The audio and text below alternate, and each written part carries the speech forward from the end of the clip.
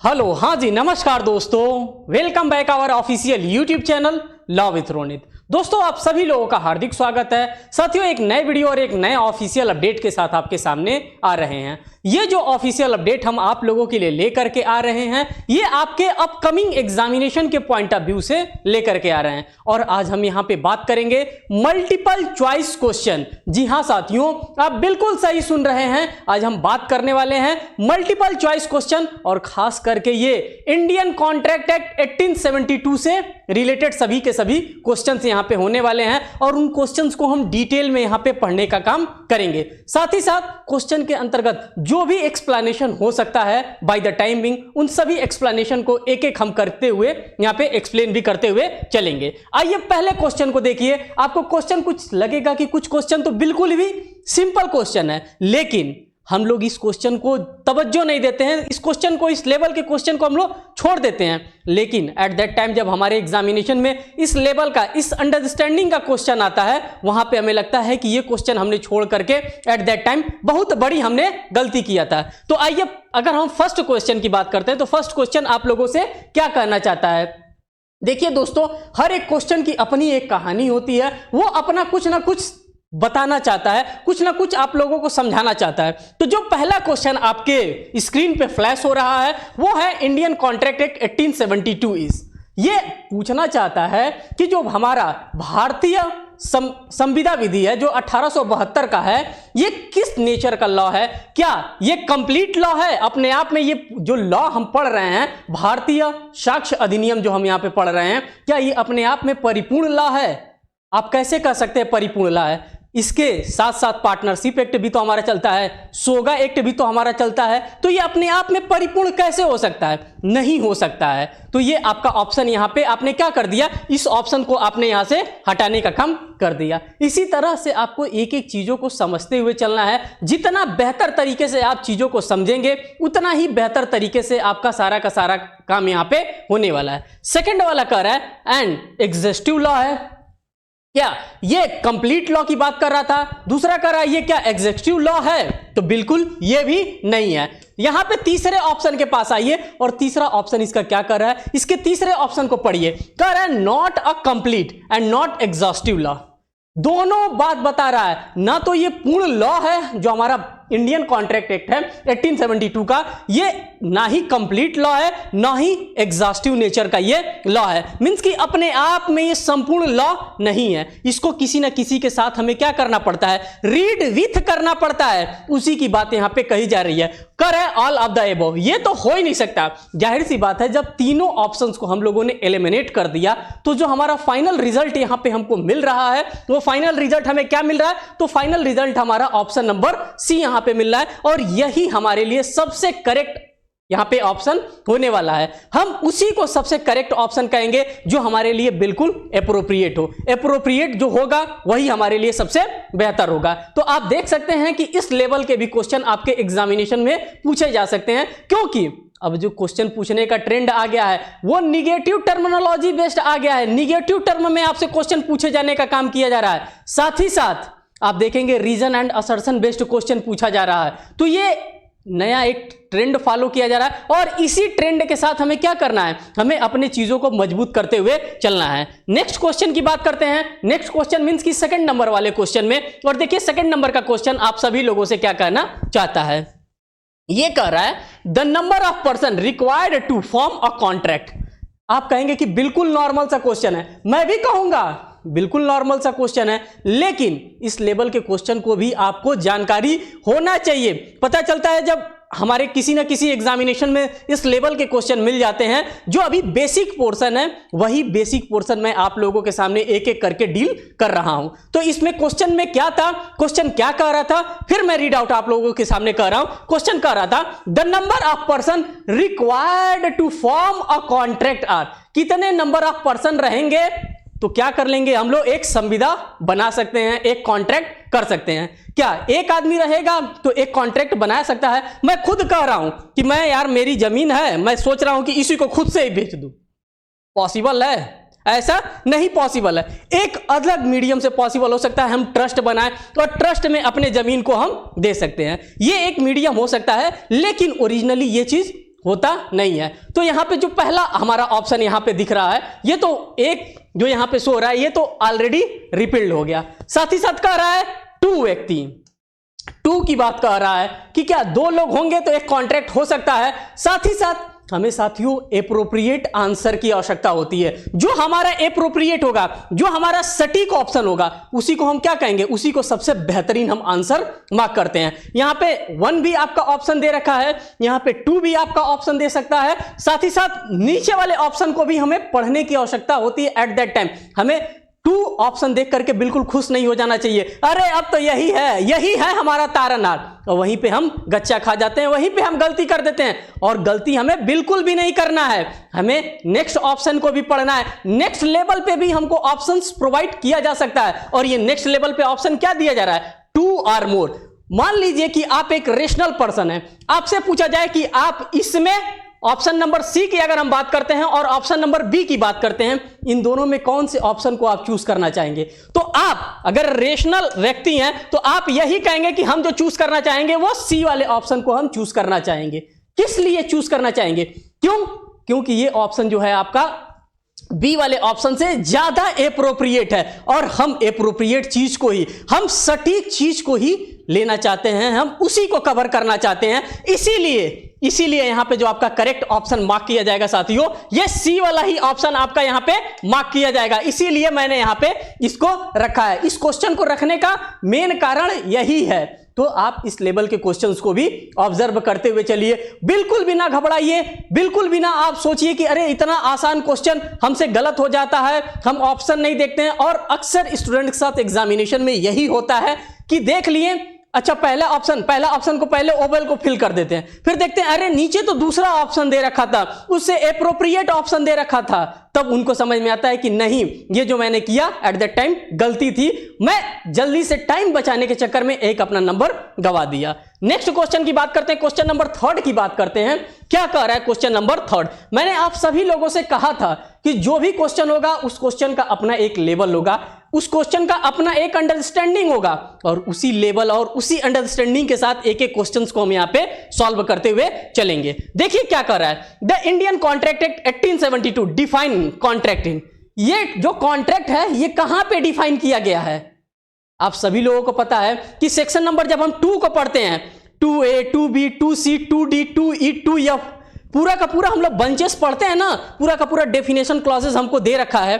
तो इसी डेफिनेशन में पूछ रहा है कि भैया हमको यह बता दो कि कॉन्ट्रैक्ट को कहां डिफाइन किया गया है सेक्शन 2 के अंतर्गत। क्या सेक्शन 2A के अंतर्गत डिफाइन किया गया है, सेक्शन 2B के अंतर्गत डिफाइन किया गया है, कि C के अंतर्गत डिफाइन किया गया है, कि D के अंतर्गत डिफाइन किया गया है?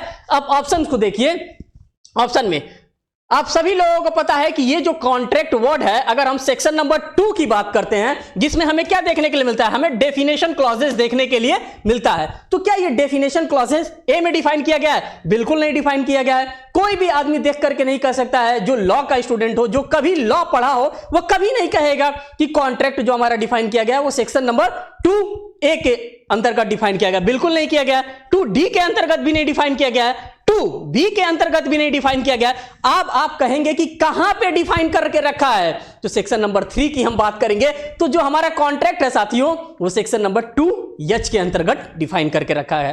तो यहां पे भी आपको फोकस रहने की आवश्यकता है, क्योंकि यहां से भी आपके एग्जामिनेशन में क्वेश्चन पूछे जाते हैं। जब सेक्शन नंबर 2 की हम बात करते हैं, खास करके डेफिनेशन क्लॉजेस की बात करते हैं, जब हम आईपीसी को पढ़ते हैं वहां पे भी हमें जब हम सीआरपीसी को पढ़ते हैं वहां पे भी हमको सेक्शन नंबर 2 में देश भर के डेफिनेशन क्लॉजेस देखने के लिए मिलते हैं। साथ ही साथ हर एक एक्ट की अगर हम बात करते हैं, जैसे सीपीसी की अगर हम बात करते हैं, code of civil procedure code की बात करते हैं, तो वहां पे 2(1), 2(2), 2(3), 2(4) देखने के लिए मिलता है। सेम एज यूजुअल यहां पे आपको डेफिनेशन क्लॉजेस देखने के लिए मिल रहा है, और इसका जो करेक्ट आंसर मार्क किया जाएगा वो सेक्शन नंबर 2H होगा।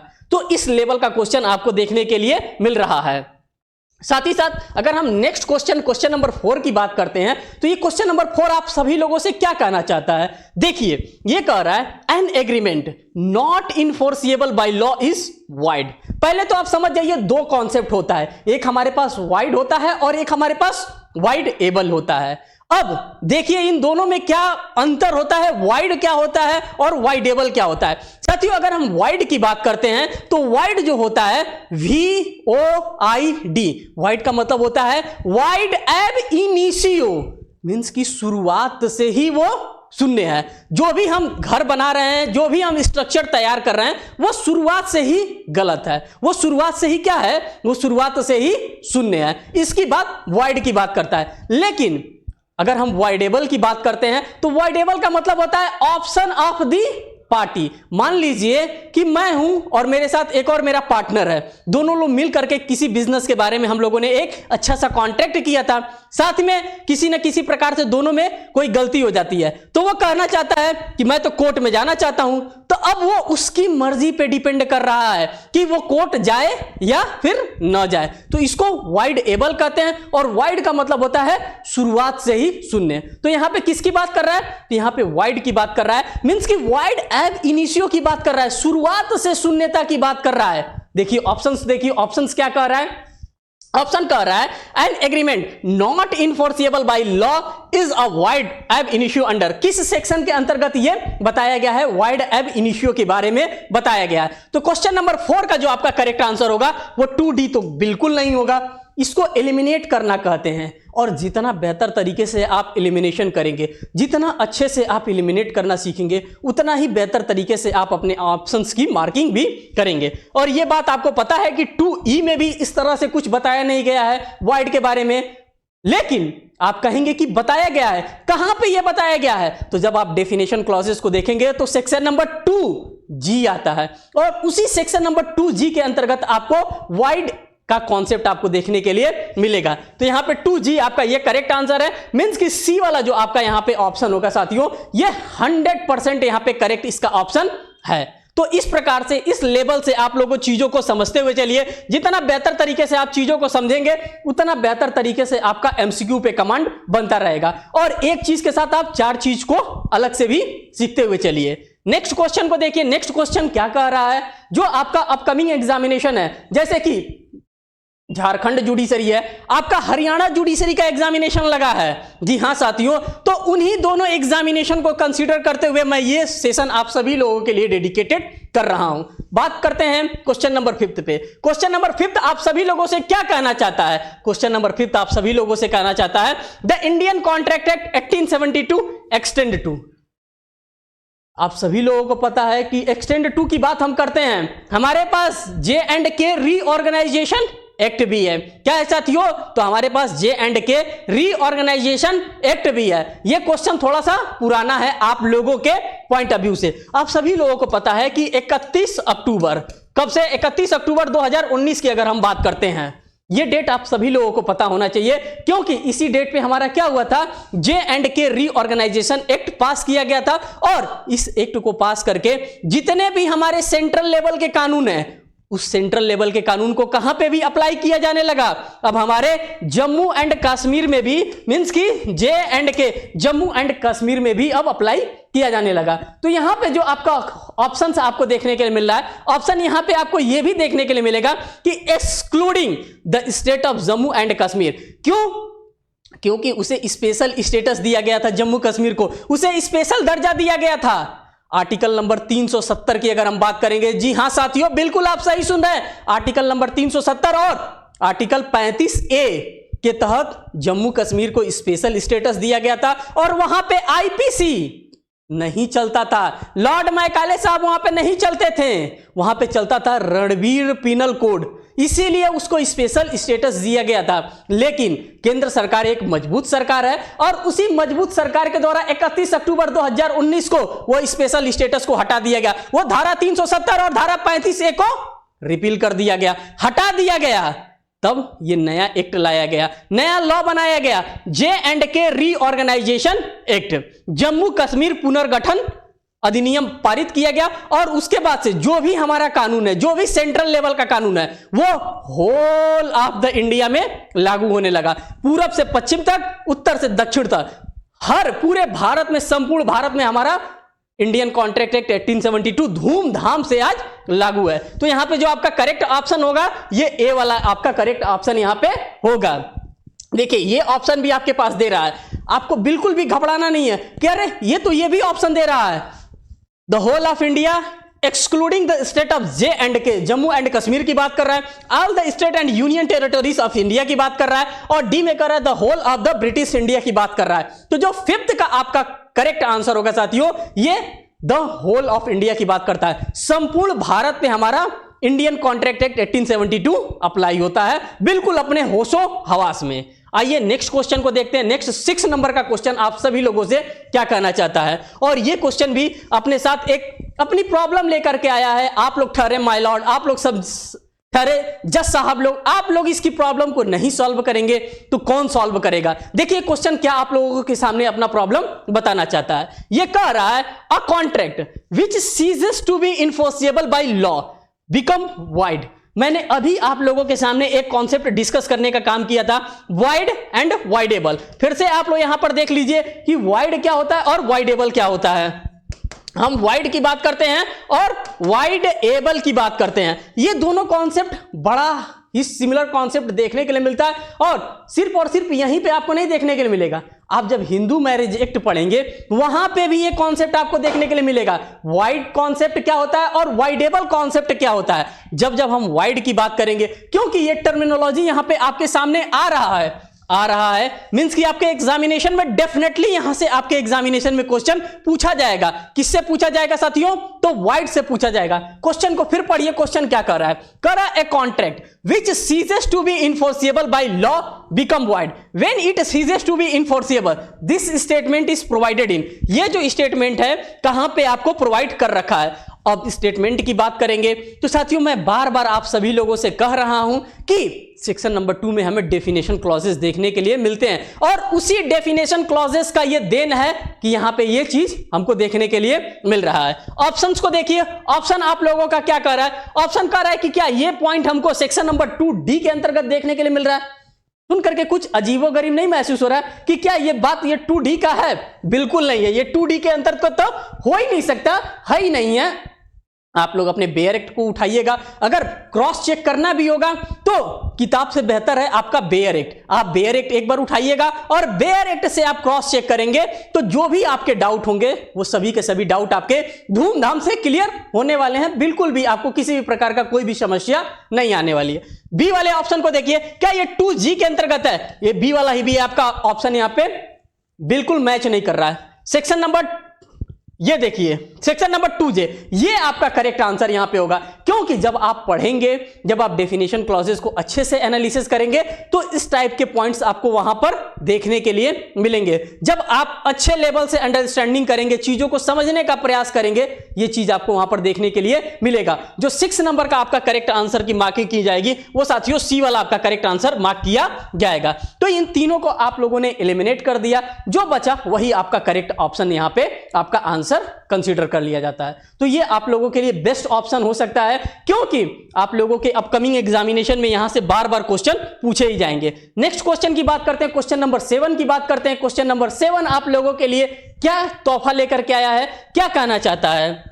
अभी मैं इनिशियल चीजों को बता रहा हूं, सेक्शन 2 को मैं ज्यादा कवर कर रहा हूं, इसलिए कर रहा हूं क्योंकि यहां से बार बार आपके एग्जामिनेशन में क्वेश्चन पूछे जाते हैं, रिपीट एंड रिपीट करके आपके एग्जामिनेशन में क्वेश्चन पूछे जाते हैं। और जब जब क्वेश्चन सेक्शन नंबर 2 से पूछे जाते हैं वहां पे स्टूडेंट डेफिनेटली गलती करके आते हैं, और यह गलती आप सभी लोगों को नहीं करना है, खास करके आपके झारखंड के आपके प्रिलिमिनरी एग्जामिनेशन में और हरियाणा जुडिशरी के प्रिलिमिनरी एग्जामिनेशन में। अगर हम हरियाणा की बात करें तो हरियाणा में साथियों पूरा का पूरा आपका कॉन्ट्रैक्ट आने वाला है, जो पूरा का पूरा चारों पार्ट है। इसमें सोगा एक्ट भी आने वाला है, लिमिटेशन भी आने वाला है, पार्टनरशिप भी आने वाला है, इंडियन कॉन्ट्रैक्ट एक्ट भी आने वाला है। कहां आप भाग के जाएंगे, नहीं भाग सकते हैं, बिल्कुल नहीं भाग सकते हैं, इसको तो पढ़ना ही पड़ेगा, इसका कोई भी आपके पास ऑप्शन नहीं है। देखिए क्वेश्चन नंबर 7 यहां पे आप सभी लोगों से क्या कहना चाहता है, पेन को थोड़ा सा और मैं, सेक्शन नंबर 7 आप सभी लोगों से क्या कहना चाहता है। क्वेश्चन नंबर 7, सेक्शन नंबर नहीं, क्वेश्चन नंबर 7 कह रहा है offer is defined under. Simple सा क्वेश्चन पूछ रहा है कि भैया ऑफर को कहां पर डिफाइन किया गया है।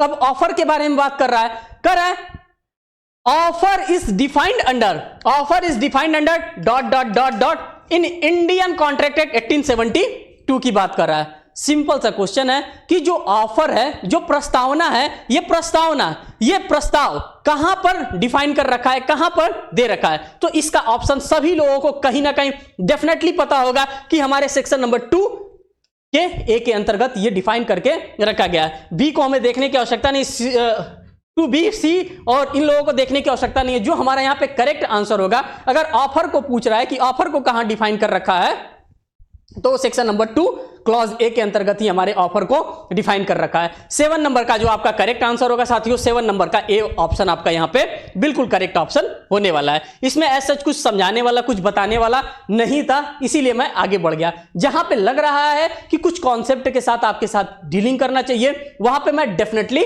डील करने वाला हूं। क्वेश्चन नंबर 8 को देखिए। क्वेश्चन नंबर 8 आप लोगों से क्या कहना चाहता है? कह रहा है कि एन ऑफर और a contract can be made enter into bye. किसकी बात कर रहा है? ऑफर की बात कर रहा है। ऑफर का ये और बीच में लगा है, क्या लगा है यहां पे? चीजों को पढ़िए। जब आप एग्जामिनेशन हॉल में बैठते हैं तो कम से कम क्वेश्चन को अपने जितना भी आपके पास टाइम मिलता है आपके पेपर को सॉल्व करने के लिए, उतने ही टाइम में आप क्या करिए, आप अपने पेपर को, जो भी क्वेश्चन आप सॉल्व कर रहे हैं, हम कह रहे हैं कि अपने फ्रेंड से आप 5 क्वेश्चन कम ही सॉल्व करिए, लेकिन जो भी क्वेश्चन को पढ़िए आप अच्छे से, थ्रूली पढ़िए, अच्छे से पढ़िए। और का, इज का, इन सभी चीजों का आप जरूर ख्याल रखिए, खास करके और का और नॉट का। अगर आप इन दोनों चीजों का आपने अगर अच्छे से इस्तेमाल कर लिया, अच्छे से आपने देख लिया, तो आपका क्वेश्चन गलत कम होगा, गलत होगा लेकिन कम गलत होगा। देखिए यहां पे क्या कर रहा है? कह रहा है एन ऑफर और a contract can be made entered into bye. किसके द्वारा किया जा सकता है? तो क्या ये जो सारी चीजें हम यहां पर देख रहे हैं, क्या ये लीगल रिप्रेजेंटेटिव के द्वारा किया जा सकता है? बिल्कुल किया जा सकता है। आप देखते होंगे कि लीगल रिप्रेजेंटेटिव, जैसे कोई एजेंट हो गया, वो बिल्कुल कर सकता है। यहां पे लीगल रिप्रेजेंटेटिव, देखिए ऑप्शन में एजेंट भी दिया है। लीगल रिप्रेजेंटेटिव की अगर बात करते हैं तो जैसे कि मैं कोई हूं, मेरे जगह पे मेरा कोई रिप्रेजेंटेटिव है, जैसे मैं एजेंट को रख लिया, किसी को हायर कर लिया। यहां पे ऑप्शन में अलग से भी एज अ एजेंट हमको बी वाला ऑप्शन दे रखा है। प्रॉमिसर, भाई प्रॉमिसर भी तो हो सकता है। तो यहां पे जो आपका करेक्ट और एप्रोप्रिएट आंसर होगा, ये भी है, ये भी है, ये भी है। तो ऑल ऑफ द एबो यहां पे जो आपका होगा, यही आपका करेक्ट आंसर होगा। अगर हम क्वेश्चन नंबर 8 की बात करते हैं साथियों, तो क्वेश्चन नंबर 8 में जो आपका एप्रोप्रिएट आंसर होगा, हम हर बार बात करेंगे तो एप्रोप्रिएट आंसर की बात करेंगे, क्योंकि हमें चीज सटीक चाहिए। कहा जाता है ना कि हम कम बात करेंगे लेकिन कंसाइज बात करेंगे, तो वही कम बात करेगा लेकिन कंसाइज करेगा। हम हर एक ऑप्शंस को हमने यहां पे ऑब्जर्व करने का काम किया। उसमें से जो सबसे बेस्ट हमारा ऑप्शन था वो डी वाला ऑप्शन था, क्योंकि यहां पे लीगल रिप्रेजेंटेटिव की ऑलरेडी बात कर लिया था, एजेंट की ऑलरेडी बात कर लिया था और प्रॉमिसर की भी बात कर लिया था। तो इन तीनों का समाहित कहां पे हमको देखने के लिए मिल रहा है? अदर कोई ऑप्शन हमें नहीं दे रखा है। अदर ऑप्शन हमको क्या दे रखा था? तो ऑल ऑफ द एबव दे रखा था। यही हमारा करेक्ट यहां पे आंसर होने वाला है। नेक्स्ट क्वेश्चन नंबर 9 की हम बात करते हैं। क्वेश्चन नंबर 9 क्या कहना चाहता है? क्वेश्चन को पहले पढ़ते हैं। क्वेश्चन क्या कह रहा है? कह रहा है the law of contract in India is contained in. अरे प्रभु, यही तो पढ़ रहे हैं। ये किसको नहीं पता है कि इंडियन कॉन्ट्रैक्ट एक्ट 1872 की बात कर रहा है। लेकिन कुछ हमारे दोस्त होते हैं, कुछ ऐसे दोस्त होते हैं जो ना चाहते हुए भी उनका क्वेश्चन गलत हो जाता है। मैं ये नहीं कहना चाहता हूं कि उनको ये पता नहीं होता है, लेकिन जो जल्दी का कीड़ा होता है ना, जल्दी करना है, जल्दी करना है, क्वेश्चन को देखते ऑप्शन ये है, ऑप्शन ये है। अरे पहले एक बार देख तो लीजिए कि ऑप्शन का क्या रहा है। ऑप्शन को देखिए, कह रहा है इंडियन कॉन्ट्रैक्ट एक्ट 1872। आप सभी लोग क्या पढ़ रहे हैं साथियों? तो आप सभी लोग इंडियन कॉन्ट्रैक्ट एक्ट 1872 को ही पढ़ रहे हैं। यह तो आपका करेक्ट आंसर यहां पे होगा। लेकिन इन सभी ऑप्शंस को भी आपको क्या करना है? अगर इस नेचर का क्वेश्चन आपके एग्जामिनेशन में पूछा जाता है तो इन सभी ऑप्शंस को भी देखना आपका परम कर्तव्य है। अगर आप नहीं देख रहे हैं तो यह कहीं ना कहीं आपकी गलती है और कहीं ना कहीं किसी ना किसी पॉइंट ऑफ आप गलती कर सकते हैं। इसीलिए इन सभी ऑप्शंस को एक बार देखना जरूरी है। मैं कह रहा हूं कि ये ना देखिए, ये ना देखिए, ये ना देखिए, बल्कि ये जरूर आप देखिए कि हाँ ईयर की बात आती है, तो ये चीज आप जरूर देखिए। तो जो 9 नंबर का आपका करेक्ट आंसर होगा साथियों, 9 नंबर वाला में आपका एक करेक्ट आंसर होगा, क्योंकि हम लोग इंडियन कॉन्ट्रैक्ट एक्ट 1872 पढ़ ही रहे हैं, और मैंने इनिशियल ही आपको बताया था कि आज जो हम पढ़ेंगे, जो आज हम एमसीक्यू क्वेश्चन, इसको एमसीक्यू कम एक्सप्लेनेशन ज्यादा कहा जाएगा, तो आज हम क्या पढ़ रहे हैं, तो हम इंडियन कॉन्ट्रैक्ट एक्ट 1872 पढ़ रहे हैं, और उसी से रिलेटेड एक क्वेश्चन भी हमारे पास आ गया। नेक्स्ट क्वेश्चन की बात करते हैं, क्वेश्चन नंबर 10 की बात करते हैं। ये क्वेश्चन आप सभी लोगों से क्या कहना चाहता है, इस क्वेश्चन को अगर हम देखते हैं तो कह रहा है अ वाइड एग्रीमेंट इज, किसकी बात कर रहा है, वाइड की बात कर रहा है। मैं बार बार आप सभी लोगों से कह रहा हूं कि वाइड और वाइडेबल, इस दोनों टर्म को आपको बिल्कुल लीगल मैगजीम है, और इस लीगल मैगजीम को आपको समझना बहुत ही जरूरी है, क्योंकि बार बार आपके एग्जामिनेशन में वाइड से जो हमारे न्यू स्टूडेंट होते हैं, जो पहली बार प्रिपरेशन करते हैं किसी स्टेट की जुडिशरी एग्जामिनेशन की, या फिर एलएलएम एंट्रेंस एग्जामिनेशन का, या फिर कोई ना कोई एपीओ एग्जामिनेशन हो गया, या फिर जेएलओ जैसे एग्जामिनेशन हो गया, जूनियर लीगल ऑफिसर जैसे एग्जामिनेशन हो गया, वहां पे इस नेचर के, इस टाइप के क्वेश्चन आप लोगों से अक्सर पूछे जाते हैं, और वहां पे आप सभी लोग कहीं ना कहीं गलती करके आते हैं। आप वर्ड्स को नहीं समझ पाते हैं कि वाइड क्या होता है, वाइडेबल क्या होता है। इसीलिए मैं बार बार जहां वाइड आ रहा है वहां पे मैं रुक रहा हूं, वहां पे मैं टाइम ले रहा हूं, वहां पे चीजों को आपके सामने बताने का, डिस्क्लोज करने का काम कर रहा हूं। कर a wide agreement is, wide agreement क्या होता है, वैलिड बट नॉट इनफोर्सिबल। वाइड का मतलब ही मैंने आप सभी लोगों से साथियों यही बता दिया था कि वाइड का मतलब होता है वाइड एब इनिशियो, शुरुआत से ही शून्य है प्रभु। जब शुरुआत से ही शून्य है तो उसका क्या मतलब होगा, वो वैलिड होगा। अरे जब हम कह रहे हैं कि धूर्त आदमी है, ये गलत आदमी है, तो क्या बाद में जाकर के सही हो जाएगा, बिल्कुल नहीं सही होगा। तो ये तो ऑप्शन 100% यहां पे रिप्लेस किया जाएगा। इलिमिनेट करना सीखिए, जितना बेहतर तरीके से आप इलिमिनेशन करेंगे उतना ही बेहतर तरीके से आप अपने आंसर की मार्किंग भी करने वाले हैं। कह रहा है इनफोर्सिएबल, अरे प्रभु जब वाइड है तो इनफोर्सिएबल कैसे होगा। जो गलत चीज है, किसी दूसरे के जमीन पे जाकर के हम कर रहे हैं, ईंटा गिरवा रहे हैं, कर रहे हैं कि हम यहीं पे घर बनवाएंगे। अरे भाई जब तुम्हारा जमीन ही नहीं है, वो किसी दूसरे का जमीन है, आप वहां पे ईंटा गिरवा रहे हो, करो कि हम यहां पे जमीन घर बनवाएंगे। कैसे बनवाओगे, जब तुम्हारा है ही नहीं है तो कैसे तुम बनवा सकते हो। तो ये भी ऑप्शन आपका यहां पे क्या हो जा रहा है, गलत हो जा रहा है। फिर भी हम ऑप्शन को पढ़ रहे हैं, करे enforceable at the option of both party. जब जब ऑप्शन ऑफ बोथ पार्टी आएगा तो ये किस में आएगा, तो ये वाइडेबल के अंतर्गत आएगा। किसके अंतर्गत ये आएगा, तो ये वाइडेबल के अंतर्गत आएगा। ये वाइड के अंतर्गत कभी नहीं आएगा, क्योंकि यहां पे ऑप्शन होता है एक पार्टी का। ठीक है, तुम रसूखदार व्यक्ति हो, ठीक है, आज तुम्हारा तूती बोल रहा है, तुम हमारे जमीन पे कब्जा करके तुम अपना मकान तैयार कर लो।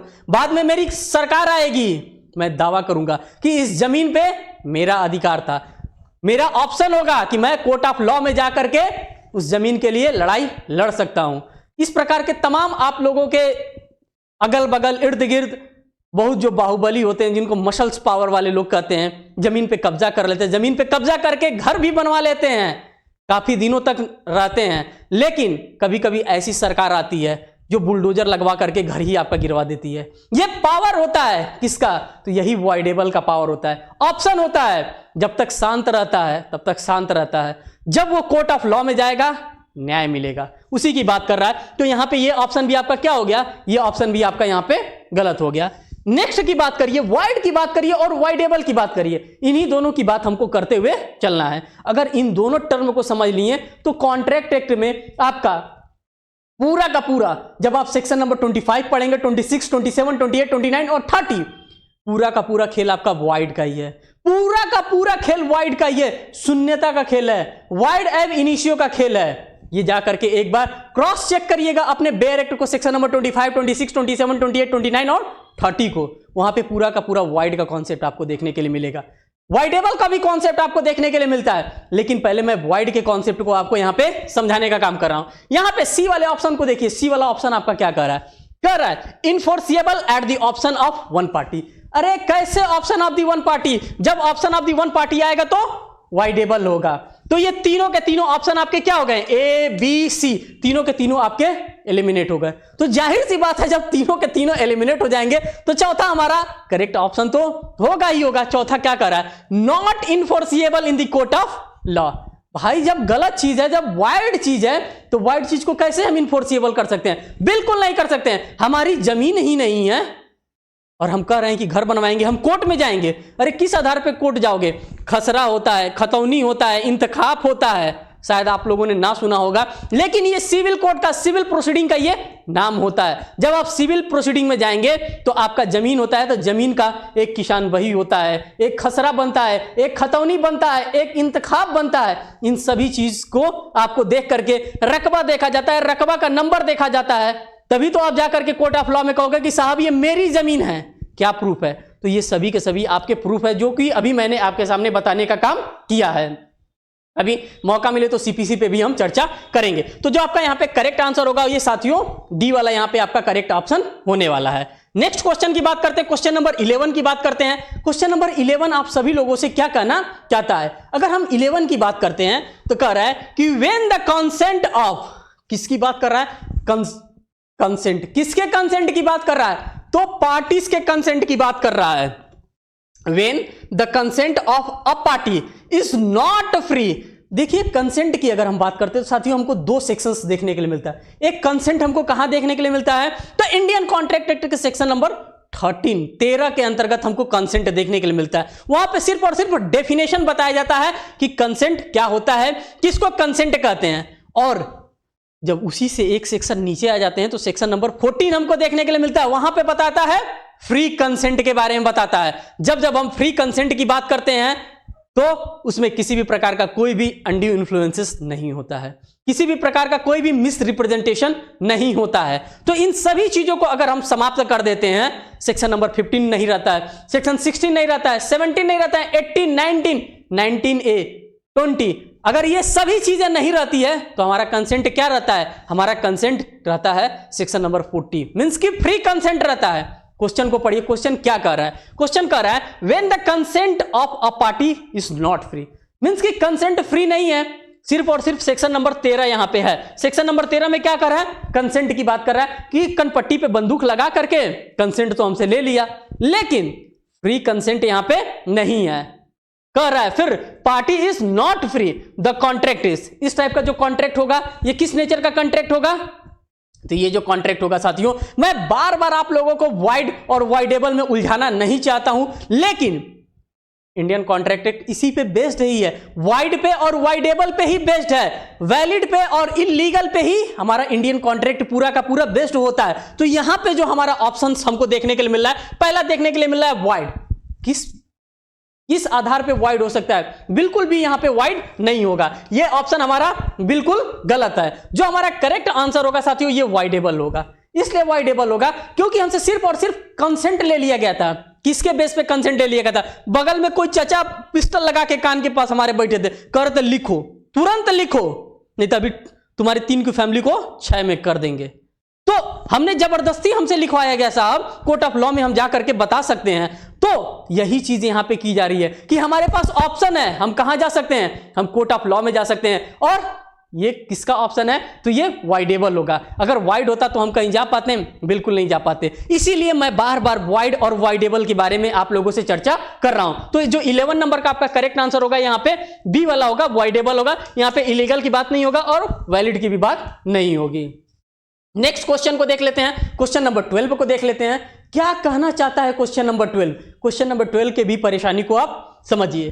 कह रहा है क्वेश्चन नंबर 12 कि in case of illegal agreement, बार बार हम लोग यही उल्टा सीधा चीज देख रहे हैं, कहीं वाइड देख रहे हैं, कहीं वाइडेबल देख रहे हैं, कहीं इलीगल वर्क देख रहे हैं। क्या करें, लॉ के स्टूडेंट हैं, यही देखना पड़ता है। कभी मर्डर देखना पड़ता है, कभी रेप देखना पड़ता है, कभी डकैती देखना पड़ता है, कभी फ्रॉड देखना पड़ता है, कभी मिस रिप्रेजेंटेशन भी देखना पड़ता है, कभी कभी अनड्यू इन्फ्लुएंसेस को भी देखना पड़ता है। लॉ के विद्यार्थी हैं भाई, वकील साहब हैं, कुछ भी देखने के लिए मिल सकता है। तो देखिए यहां पे फिर कह रहा है इलीगल एग्रीमेंट। भाई हम वकील हैं, हम ही लोगों को इलीगल एग्रीमेंट देखने के लिए मिल रहा है। अब इस इलीगल एग्रीमेंट में क्या कर रहा है? कर रहा है in case of illegal agreement the collateral transaction to such agreement is, जो इसमें कोलेटरल ट्रांजेक्शन होगा वो किस नेचर का होगा? तो साथियों जब शुरुआत से ही वो इलीगल है, बंदूक के पॉइंट पे रख करके कोई काम किसी से कराया गया है, तो वो कैसे वैलिड हो सकता है भाई, कैसे वॉइड हो सकता है, नहीं वैलिड हो सकता है न वॉइड हो सकता है। वो होगा तो क्या होगा, वो टोटल का टोटल वॉइड होगा, वो वैलिड हो ही नहीं सकता। तो यहां पे जो आपका करेक्ट आंसर की मार्किंग की जाएगी वो बी वाला ऑप्शन आपका यहां पे करेक्ट आंसर होगा, क्योंकि ये वाइड होगा।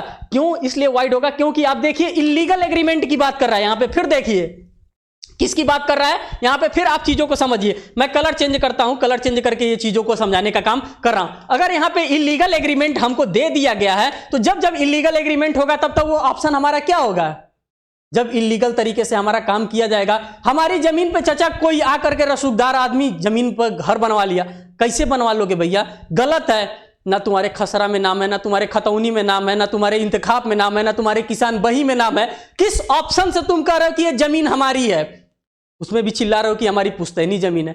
लाओ दिखाओ, सारे कागजात तो मेरे पास है, मेरे पापा का नाम है, मेरे दादाजी का नाम है, मेरे चाचा का नाम है, बगल वाले चाचा का नाम है, बगल वाले ताऊ जी का नाम है। तुम कैसे कह सकते हो भाई, कोई आधार ही नहीं है। जब आधार नहीं रहेगा तो क्या ये वैलिड हो सकता है, बिल्कुल नहीं होगा। वाइडेबल हो सकता है, बिल्कुल नहीं होगा। ये क्या होगा, ये शुरुआत से ही शून्य होगा, ये शुरुआत से ही शून्य होगा। तो 12 नंबर का आप ऑप्शन देख रहे हैं कि यहां पे क्या करेक्ट ऑप्शन होगा, तो 12 नंबर का बी वाला यहां पे आपका ऑप्शन करेक्ट होगा। क्वेश्चन नंबर 13 की बात करते हैं। देखिए क्वेश्चन तो हमारे पास बहुत ही बेहतर बहुत ही शानदार ट्रिक के साथ भी है। अगर मैं इसको जल्दी समझाना चाहूं तो सिर्फ और सिर्फ समझा करके चला जाऊंगा, आप लोगों को मजा नहीं आएगा, लेकिन मजा आपके पास आए, साथ ही साथ आपका कॉन्सेप्ट का बिल्डअप हो, इसीलिए क्वेश्चंस पे मैं टाइम ले रहा हूं। अगर आप इन क्वेश्चंस पे आज मेहनत कर लेंगे तो आपके अपकमिंग एग्जामिनेशन के लिए बिल्कुल भी आपको चिंता करने की आवश्यकता नहीं होगी। नेक्स्ट क्वेश्चन को देखिए, क्वेश्चन नंबर 13 को देखिए। Correct, consent is not said to be free when it is obtained by. हम लोगों ने कंसेंट के बारे में पढ़ा था। कंसेंट कहां डिफाइन कर रखा है, तो इंडियन कॉन्ट्रैक्ट एक्ट के सेक्शन नंबर 13 के अंतर्गत कंसेंट डिफाइन कर रखा है। लेकिन हम फ्री कंसेंट की बात करते हैं, कभी भी हम कंसेंट की बात नहीं करना चाहते हैं, हम बात करना चाहते हैं तो फ्री कंसेंट की बात करना चाहते हैं। और फ्री कंसेंट हमको कहां दे रखा है, तो सेक्शन नंबर 14 के अंतर्गत हमको फ्री कंसेंट दे रखा है। अब यहां पे कह रहा है कि अगर कोई भी फ्री कंसेंट यहां पे नहीं हो, correct, consent is not said to be free when it is obtained by, किसी ना किसी कोएर्सन से हमारे कंसेंट को लिया गया होगा, बंदूक के पॉइंट पे हमको कंसेंट लिया गया होगा, गुरु चेला का रिलेशन हमको दिखा करके कंसेंट लिया गया होगा, फिड्यूसरी रिलेशनशिप दिखा करके कि बेटा मैं तुम्हारा गुरु हूं, तुम अपनी संपत्ति हमको दान कर दो, तुमको मोक्ष की प्राप्ति हो जाएगी। ये क्या दिखाया गया है, एक रिलेशन दिखाया गया, एक कोएर्सन, एक भय दिखाने का काम किया गया है। किसी प्रकार का कोई भी फ्रॉड अगर करके लिया गया होगा उसकी बात यहां पे कर रहा है, तो ये फ्री कंसेंट नहीं माना जाएगा।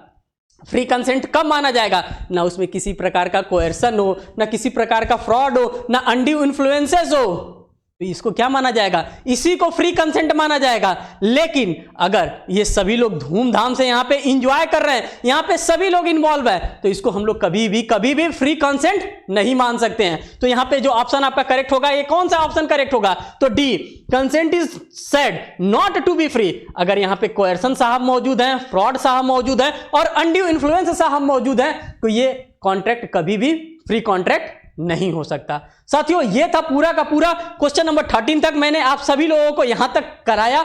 अब जो पार्ट हम सेकंड लेकर के आएंगे, जी हां साथियों आप बिल्कुल सही सुन रहे हैं, पार्ट नंबर सेकंड लेकर के आएंगे इंडियन कॉन्ट्रैक्ट एक्ट का, वहां से हम क्वेश्चन नंबर 14 को सॉल्व कराना आप सभी लोगों को शुरू करेंगे। साथियों ये था एक इंफॉर्मेशन जो कि मैं आप सभी लोगों के लिए लेकर के आया था। आप अपने कमेंट सेक्शन में जरूर हमको बताइएगा कि ये जो सेशन मैं लेकर के आप लोगों के लिए आ रहा हूं कैसा लग रहा है। इंफॉर्मेटिव सेशन है कि जिस टाइप का भी होगा, अगर आपको लगेगा कि नहीं ये हमारे लिए इंफॉर्मेटिव सेशन नहीं है, आप वो भी कमेंट सेक्शन में जरूर लिखिएगा। अगर वीडियो आपको नहीं अच्छा लगेगा तो डिसलाइक भी आप कर सकते हैं, आपकी मर्जी है। Eight the option of the parties, आप ऑप्शन आपके पास है, क्योंकि मैं बार बार ऑप्शन ऑफ द पार्टीज की बात कर रहा हूं, ये आपके ऊपर ऑप्शन डिपेंड करता है। अगर आपको नहीं अच्छा लगे डिसलाइक भी करिए, क्योंकि तभी तो हमको पता चलेगा कि भाई मार्केट में और भी कुछ चीजें चल रही हैं, आपको नहीं अच्छा लग रहा है, किस तरह से किया जाए उसके बारे में भी आप सजेशंस को भी आप दे सकते हैं। तो ये था एक इंफॉर्मेशन। फिर मिलेंगे एक नेक्स्ट वीडियो में एक नेक्स्ट अपडेट के साथ, तब तक के लिए धन्यवाद।